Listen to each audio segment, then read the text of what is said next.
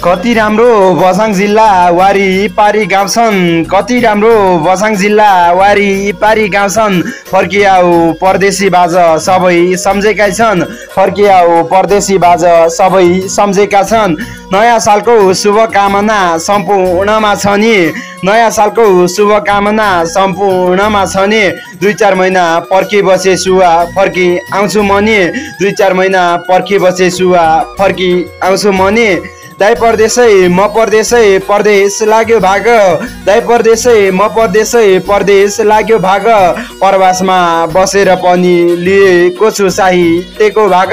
प्रवासमा बसेर पनि लिएको छु साहित्यको भाग।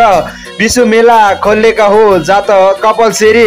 विशु मेला खोलेका हो जात कपाल सेरी। उदासी चैतका महिना जन बाछे न्युली चरी। उदासी चैतका महिना जन बाछे न्युली चरी।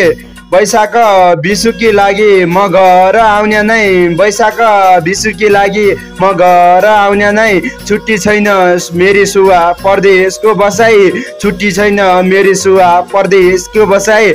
नमस्ते नमस्कार अनि सम्पूर्णलाई साहित्यिक न्यानो अभिवादन छ। म साहित्य प्रेमी सुनिल बोरा बझाङबाट।